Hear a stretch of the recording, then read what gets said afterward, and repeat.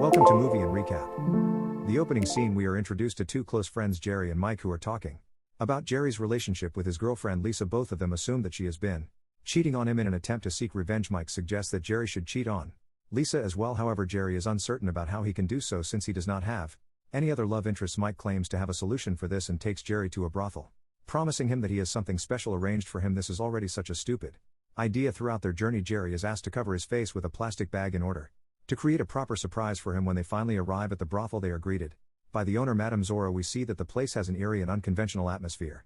And the most peculiar thing is that the escorts already know Jerry's name. Following this, Jerry is directed to an empty and dark lit room and is locked in from the outside, leaving him confused. As he explores the room, he just covers a black box with the phrase "stick it in here" written on it. Initially finding it amusing, he eventually unbuttons his pants and proceeds to follow the instructions. In the midst of this, Mike is shown having coitus with three other workers in an adjacent room. While enjoying himself, he suddenly hears Jerry's loud scream, causing him to panic. So without wasting any time, he ditches the ladies and rushes to his friend, only to find him lying unconscious on the bed. Let's hope that wasn't the pain box from Dune. Mike assumes that Jerry is finished up, so he buttons up his pants, places him in the car, and drives away. On their way back, Jerry regains consciousness and seems happier than ever. He also expresses his desire to do it again. However, Mike advises him to take things slowly, explaining that the so-called special thing is a one-time event. He also mentions the fact that it was very expensive, but nevertheless Mike promises to arrange another visit soon, this time with a beautiful worker named Sid. Upon reaching home, Lisa asks Jerry where he had been, and he simply pretends that he was out drinking with Mike. In a surprising turn of events, Lisa reveals that she is pregnant, asserting that Jerry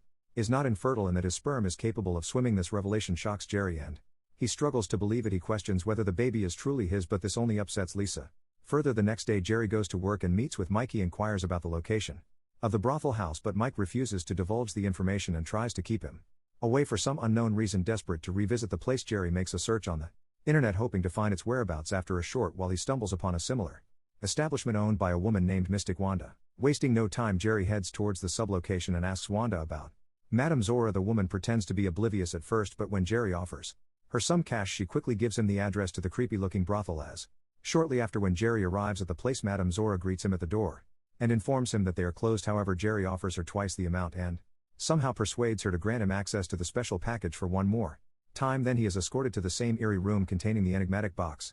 Jerry proceeds to follow the same procedure as before: dip and dong in the dark, Dan satisfying his desires while fully conscious. This time, once he is done, his curiosity rises as he wants to uncover the secrets hidden within the mysterious box. He attempts to peer through the hole using his phone's flashlight and even tries to open it forcefully, but discovers that it is locked from outside. Moments later, Madame Zora enters the room to inform him that his session is over, but she finds Jerry forcefully attempting to access the box. She frantically tries to intervene. What if he finds out that it's Baby Yoda in there? But Jerry, consumed by his desperation to reveal its contents, violently kicks her to the ground and stomps her to death. After this, he grabs the mysterious box and hastily departs from the premises. He then rents a hotel room for a period of 6 days, hiding the box along with him. Meanwhile, at the brothel house, Detective Barnes is seen investigating the death case. He focuses on questioning Ivan, the person responsible for security and maintenance of the brothel, but Ivan claims to know nothing, stating that he was absent during the crime as he went out to purchase groceries. The following day, Jerry is back at work, but his mind is disturbed by his recent sinful act. He simply cannot shake off the fact that he killed someone. After work, he goes back to the hotel and indulges in his desires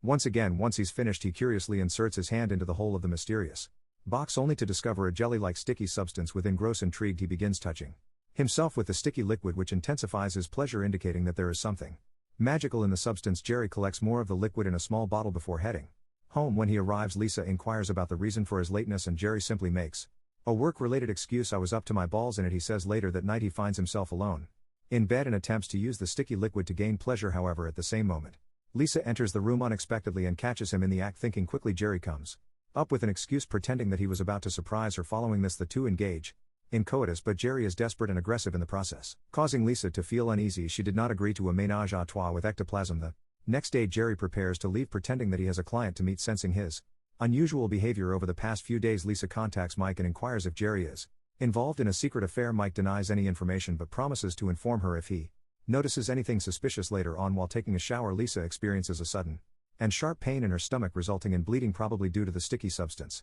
that Jerry used last night. On the other hand, Detective Barnes is at the crime scene, where he discovers some occult books into Madame Zora's bookshelf. Ivan informs him that she used those books in order to cast curses on people. They then proceed to the eerie room and realize that the black mysterious box is missing. Back at the hotel, Jerry is seen attempting to indulge himself once again by inserting himself into the box. However, this time he is unable to do so and instead experiences pain in his lower abdomen. Hastily removing himself From the box he discovers bruises spreading below his belly button. This concerns Jerry, so he promptly visits a doctor. The latter runs some tests, prescribes some medication, and advises him to abstain from regular intercourse, at least take a break from the box there.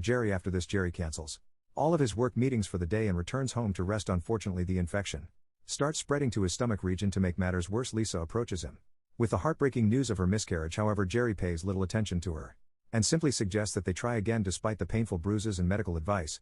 Jerry remains deeply addicted to using the sticky substance. The very next day he returns to the hotel room driven by his obsession, but just as he is about to put his dwarf star in the black hole, he realizes that the box is now devoid of the sticky substance. Now that he is unable to control his erotic drive, he desperately looks for ways to open the black box. As a result, Jerry visits a nearby hardware store and purchases a lock cutting tool. He then returns to the hotel room and successfully unlocks the mysterious box. After this, he retrieves its enigmatic contents and proceeds to gratify himself. Unfortunately, the consequences are dire as his bruises continue to spread across his body. Back at home, Lisa discovers Jerry's credit card statement revealing excessive withdrawals used to rent a hotel room. At the same time, she receives a call from Jerry's workplace notifying her of his absence. These findings solidify her doubts that Jerry is cheating on her. Fueled by her suspicion, she drives to the same hotel in an attempt to catch him red-handed. Upon breaking into his room, she detects an unfamiliar scent and assumes it to be the presence of another woman with whom Jerry is having an affair. Lisa then searches the entire room hoping to find some clues. When she doesn't find anything, she enters the bathroom. There she shockingly discovers a jelly-like moving flesh that Jerry has been using for his satisfaction. However, before she can question him about it, Jerry attacks her from behind and chokes her tightly. When she stops resisting, Jerry releases his grip, thinking that he has succeeded in killing her, but to his utter shock, she is still alive. In a state of panic, Jerry seizes a heavy lock cutter and brutally strikes her, finally killing her. In the aftermath of this event, Jerry meticulously cleans the blood stains from the room, wraps Lisa's lifeless body in a bed sheet and transports it to his car. He then drives back to his home and discreetly disposes of the body in his garage. The next day he checks out of the hotel room carrying the peculiar moving flesh with him. Then he returns home and transforms his bedroom to resemble the eerie atmosphere of Madame Zora's brothel house. Once his setup is complete, he begins engaging in physical activities with the flesh. He's starting his own cult called the Bone Masons. Elsewhere, Mike learns about Madame Zora's demise and decides to check on Jerry. When he reaches the latter's residence, he notices that the garage door is open. Curious, Mike enters the house and heads to Jerry's dimly lit bedroom.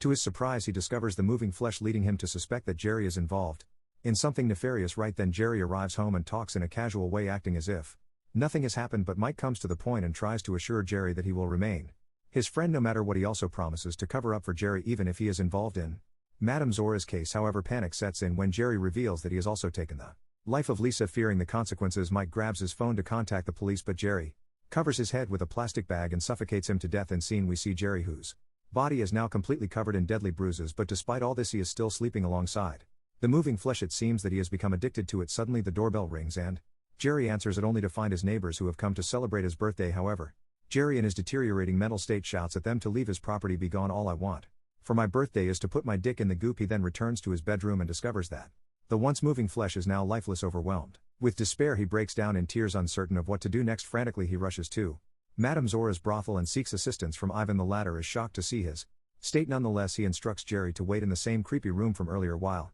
he takes the dead flesh with him. As Jerry waits, his body undergoes a grotesque transformation. His hair falls out, his teeth deteriorate, and his skin gradually morphs into jelly-like substance, rendering him repulsive. And meanwhile, Ivan crafts another black box with a hole inscribing the same message on it before placing it in the creepy room. By this time, Jerry has become a sentient mass of flesh. Shortly after, Ivan proceeds to detach Jerry's head from his body and places it inside the black box. In the final scene, Detective Barnes arrives at the brothel and informs Ivan that Jerry is their prime suspect. However, Ivan definitely changes the subject and offers the detective this special experience, leading him to the creepy room containing the black box. Jerry's. Thank you for watching Movie and Recap. Please don't forget to subscribe, hit the notification button, and give us a like.